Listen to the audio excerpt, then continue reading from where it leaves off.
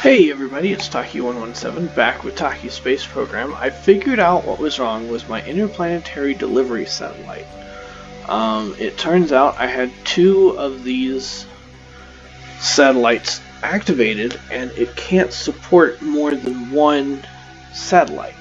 There's just too much power draw, so I deactivated them and they're all connected now. And I'm actually going to turn this into a sort of interplanetary relay around Earth. I have a maneuver here set up to push my apoapsis out to 1500 kilometers. It's going to cost me about 500 meters a second of delta V. And I also have it set up so that I can deploy at least one of my satellites, and that will be a sort of test to see how these things will operate once they're separated from the booster. If in fact they are self-sufficient like they should be, I can use them then as a relay for interplanetary communications outside of Earth's sphere of influence. If, however, they are not, then I can use them as inter-system communication satellites because they do have extra antennas on them. Like there's one here on the side that is a long whip antenna. Ooh, and there goes the burn. And look at that. And they also have a small omni-dish antenna as well. You can see that there. The great thing about this antenna is it has a 500 kilometer range even when deactivated. So if I keep it deactivated, I can still communicate out to 500 kilometers, which should be, based on my apoapsis, a fairly close orbiting satellite. If nothing else, I can always turn it on and that range extends to 1 megameter, which is well within range of most of the satellites that are currently orbiting Earth that I have. That burn is complete. Well, almost.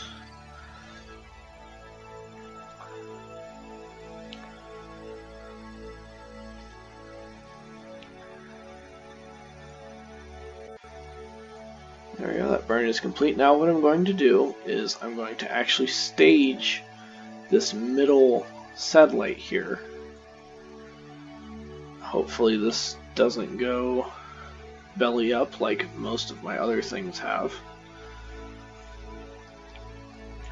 We are going to point, let's point normal positive. I am connected. I do have plenty of electric charge now. See, my initial thought was that these satellites are self-sufficient, and the satellite itself might be. The issue is powering everything else that's associated with this craft, like the reaction wheels and the probe core that I have attached to it, and, you know, everything else. It's going to get very interesting because this one actually has extra decouplers for extra satellites that I don't need. Okay, so here we go, pointing normal positive. And this is going to be very interesting. So bear with me. Deploying in 3, 2, 1. That does not appear to have deployed. Alright, so let's try one more time. In 3, 2, 1. There it goes. Alright, so now I'm going to warp a little bit. You got caught in the middle there. Alright, there we go. And let's switch to it. Beautiful. Alright. So we are not currently using anything.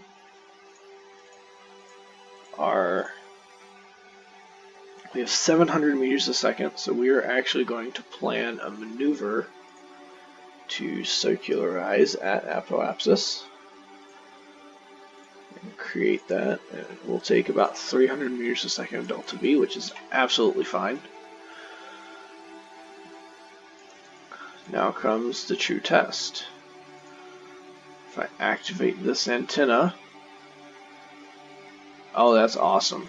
I am self-sufficient with one antenna activated. See, here's that whip antenna I was telling you about. Range of 2.5 megameters. So now we're going to activate this antenna and see what happens. Okay, I do not have enough power to power my main antenna on these, which is unfortunate. So these are going to have to be local interplanetary satellites, or local planetary communication satellites, which is fine.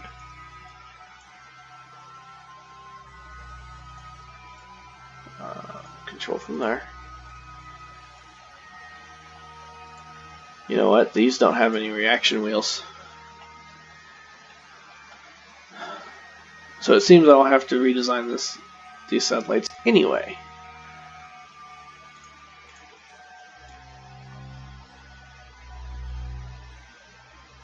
And this engine does not gimbal. So, well, that's disappointing. Okay. But we will figure this out together. So we're just going to warp a little bit.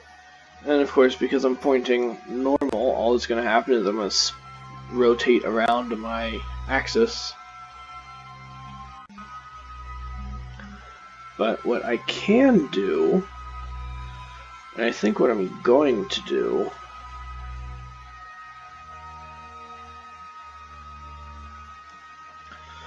I think what I'm going to do is just adjust inclination.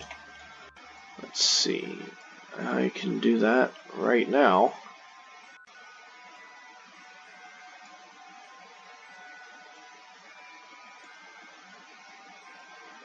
Why is that my focus? Oh, probably because it's very close. So yeah, I think what I'm going to do is I'm going to adjust my inclination, see what happens with my periapsis.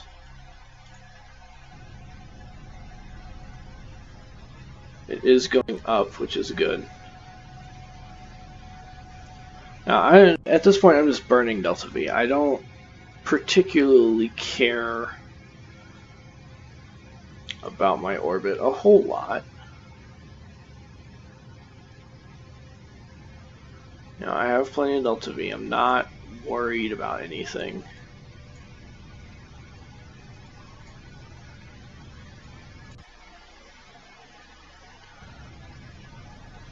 Oh, I lost connection there for a minute.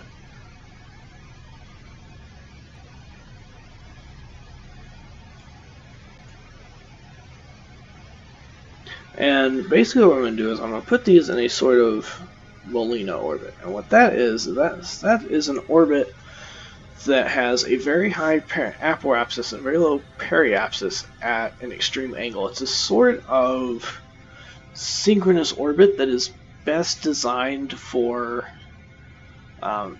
observing the northern hemisphere. The Russians used this quite a bit during the Cold War to actually spy on the United States. Because, you know, as you pass over your apoapsis, your satellite naturally slows down, so you can take better pictures. Let's see, make sure, no, we're still good. It's not quite a polar orbit, but it's close. So yeah, I think that's what I'm going to do. I'm just going to burn all of my delta V.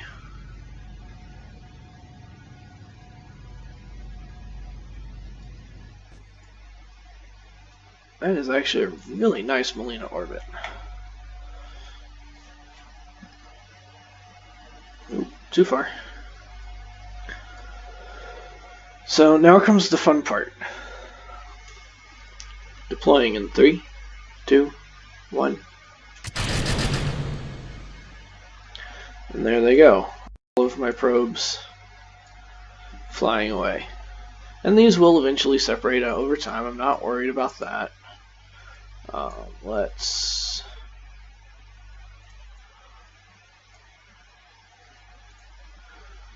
activate that. Ooh. Yeah, flip through some debris here. Activate that one.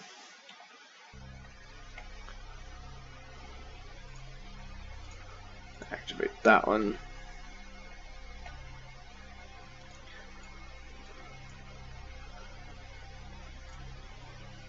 Activate that one. There we go.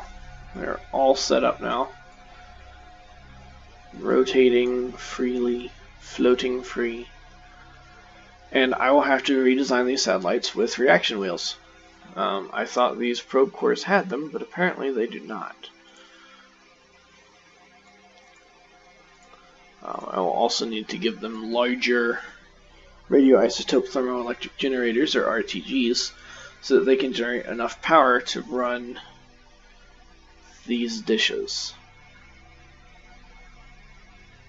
Yeah, because I'm losing about 1 unit a second. So I'm just going to deactivate that. What I am going to do is activate this. Nope, still losing power. Alright, so I can run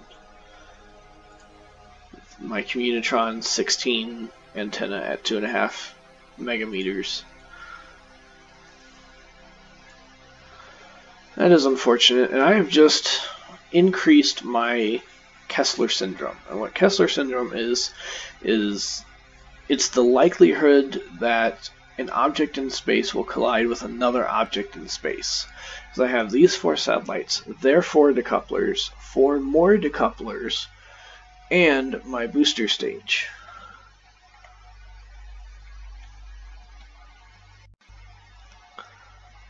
Yep.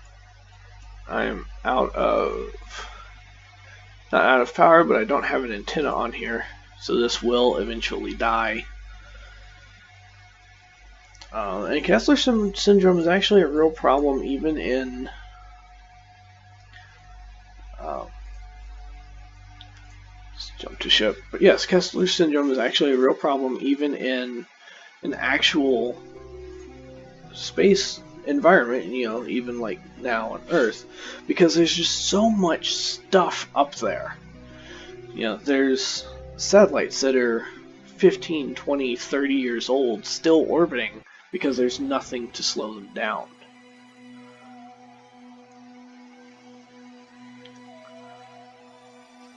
I want to go ahead and delete that node since it will never get there. Okay, so I'm in a bit of a conundrum now, because I have this contract satellite that I'm just going to put into orbit. I'm not going to worry about filming that. I see no reason to. But I have 17 days until my Mars window.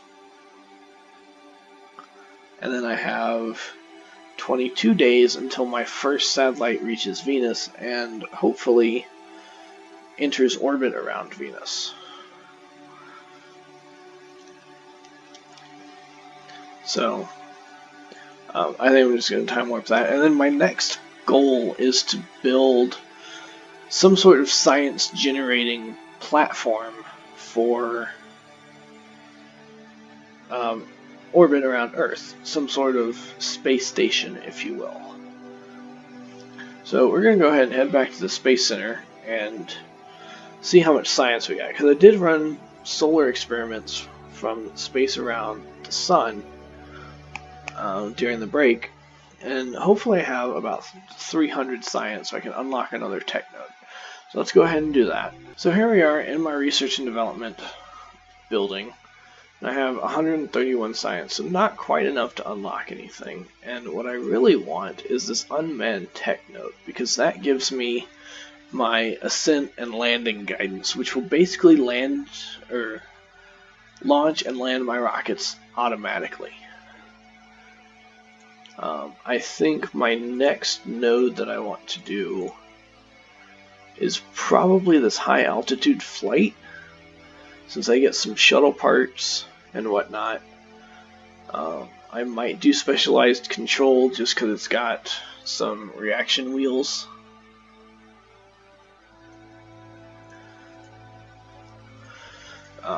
Precision propulsion I don't really need, because this is tiny engines and large boosters. I haven't had a real need for them, but I only have 134,000 funds, and that's going to be my limiting factor.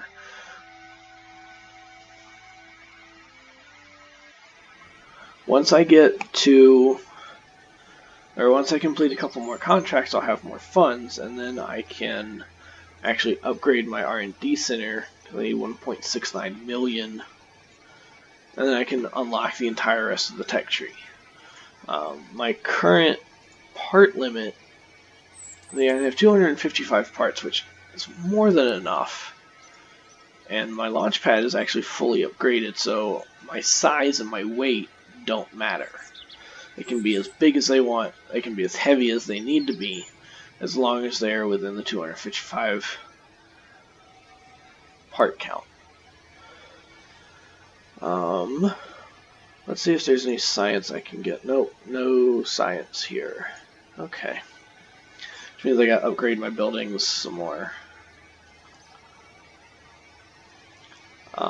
Well. What should I do next? No, don't need that. It's contract configurator. See, I have a satellite building. This I think I'm just going to scrap. Actually, no. This I want to edit and see what's going on with the inside of this rocket. I'm fairly certain it is using the old satellite design, not the new one.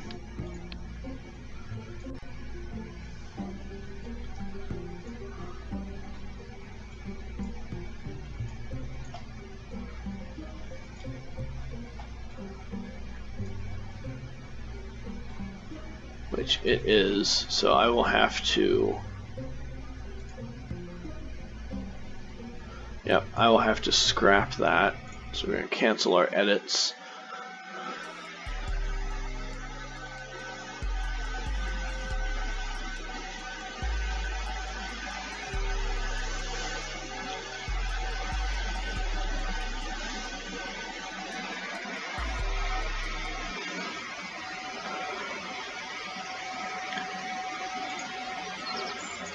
And then go here and just scrap that. And what that does is that saves all the parts. So if I reuse any of the parts, anything that has already been built will stay built, and anything that uses that launcher or those satellites, which will get used again, I'll just make a few minor changes to them, will be reused, and that will actually reduce my my time. And you can see it's actually given me those funds back, so I now have about 250,000 funds.